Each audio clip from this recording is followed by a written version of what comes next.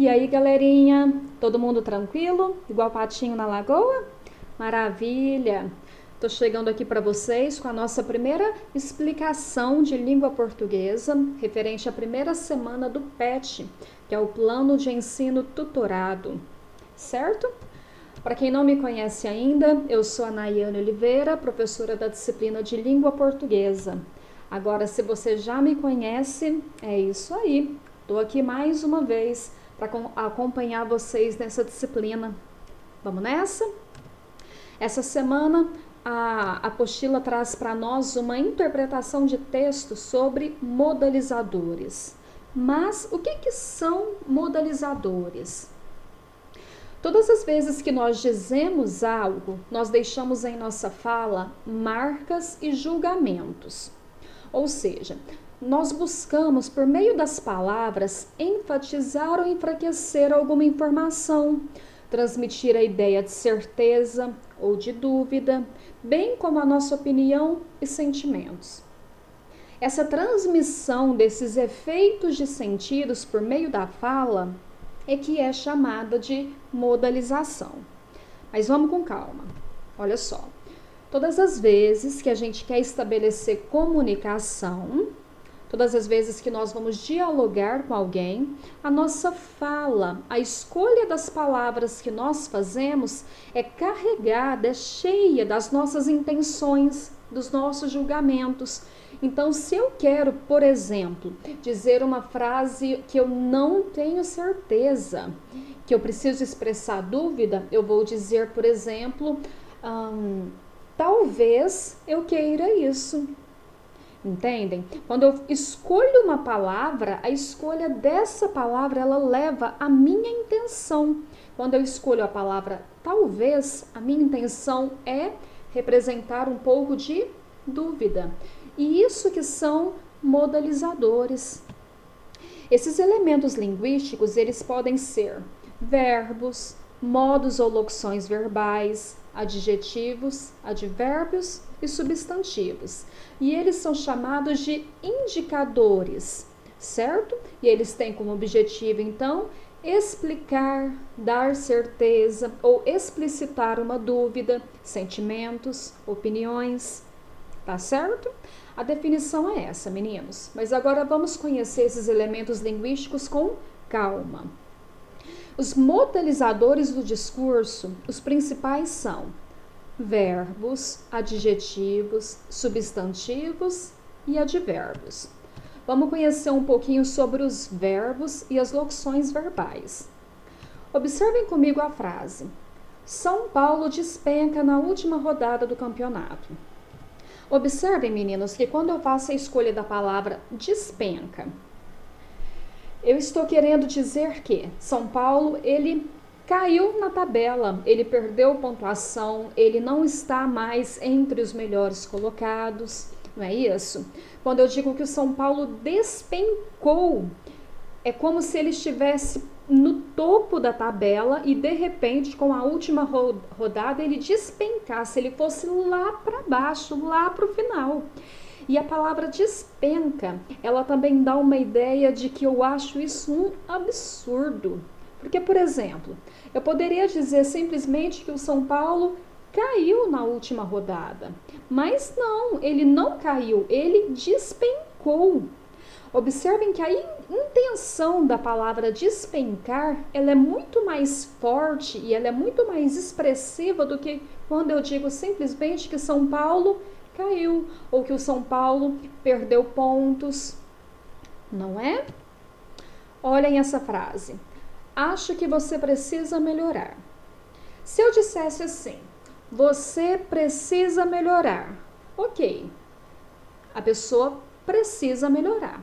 Só que quando eu digo acho que você precisa melhorar, eu estou claramente, por meio do verbo acho, dizendo para essa pessoa que a opinião é minha, que isso é o que eu penso, que eu acho que ela precisa melhorar. Vocês conseguem visualizar a diferença na escolha de palavras? A influência que uma palavra tem sobre aquilo que a pessoa vai entender? Olha só, é certo que tiramos uma boa nota. Quando eu digo a expressão é certo, vocês conseguem perceber que é como se eu deixasse um pouquinho de dúvida? Por exemplo, eu acho que nós tiramos uma boa nota. É certo que nós tiramos uma boa nota. Mas talvez não seja. Talvez a gente não tenha tirado uma boa nota.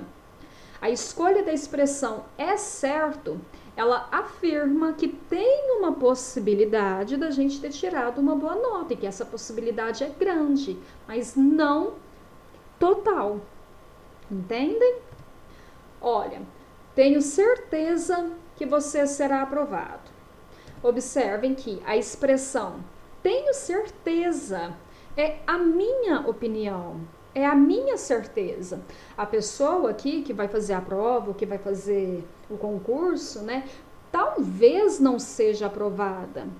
Só que a minha opinião diz que eu tenho certeza, o que pode ou não acontecer. Não é isso? Nosso próximo modalizador do discurso são os adjetivos. Todo mundo sabe o que é adjetivo. Aquela palavrinha que expressa uma qualidade para o substantivo, né?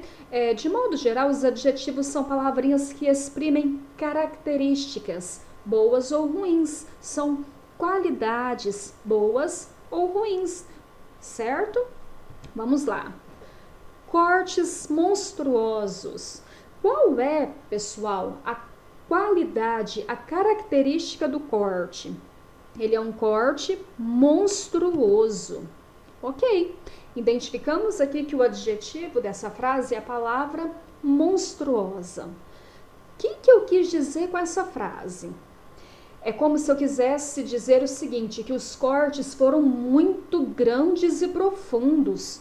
Né, se for um corte na pele, por exemplo, ou se for um corte no salário, né, tipo um corte monstruoso, quer dizer que um desconto foi muito grande.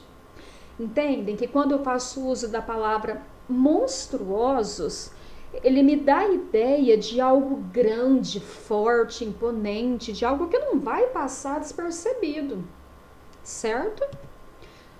Moradia digna. O adjetivo, a qualidade, a característica da minha moradia é digna. O que vocês entendem com essa palavra digna? Olha só, o fulano tem uma moradia digna. O que eu quero dizer? Qual é a intenção na minha escolha desse adjetivo?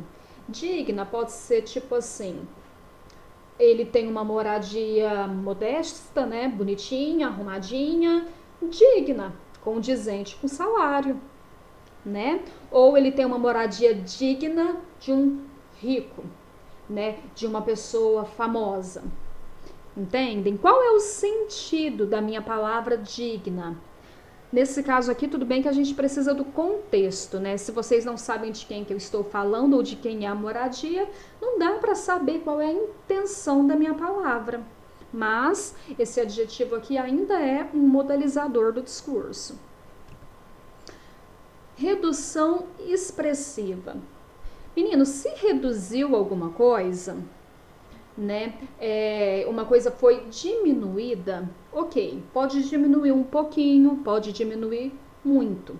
Agora, se eu digo que diminuiu expressivamente, que a redução foi expressiva, esse meu adjetivo expressiva, ele me dá a ideia de que a redução foi muito grande, que a redução foi muito expressiva, que vai fazer muita diferença. Certo? Efeitos devastadores. Quais são as características desses efeitos? Eles são devastadores. Olha, os efeitos poderiam ser pequenos, os efeitos poderiam ser de fácil correção, mas não. Eu preferi dizer que os efeitos são devastadores, que nunca foi visto antes. São coisas muito anormais, que causou assim uma grande perda, uma grande destruição. Observem que a escolha dos adjetivos, ele pode aqui ampliar a característica do meu substantivo. Eu não estou só dizendo uma qualidade, eu estou, através da modalização do discurso, ampliando essa qualidade de uma maneira muito expressiva, certo? Nosso próximo modalizador, ele pode ser por meio de substantivos. Mas o substantivo tem que estar no aumentativo ou no diminutivo. Por exemplo, se eu digo, ele fez um gol. Ok, foi um gol, ele marcou um ponto para o time dele, um gol. Nada anormal. Agora, se eu digo que ele fez um golaço, o que vocês percebem? Que o gol foi muito bonito, que foi um gol trabalhoso, né? Um gol esplêndido e que ele arrancou suspiros, né, dos torcedores. Não é isso? Quando eu, ao invés de usar o substantivo gol, uso o substantivo golaço, eu estou aqui tentando ampliar o sentido da palavra para tentar por meio da linguagem, expressar que o gol foi muito bonito. A juíza tem um apartamentaço. A mesma coisa acontece aqui com a palavra apartamentaço. Ela não tem só um apartamento pequeno, modesto, bonito. Ela tem um apartamentaço. Então, assim, um apartamento muito bom, muito grande, numa excelente localização. Não é? Olha só, sua saia é minúscula. Gente, eu não estou dizendo aqui que a saia da menina é pequena. Eu estou dizendo que ela é minúscula, que ela é muito menor do que deveria ser. Ela é quase imperceptível, é uma saia minúscula, né? Eu comprei apenas um presentinho. Olha essa palavra aqui, presentinho. É o seu aniversário. Aí alguém chega e diz: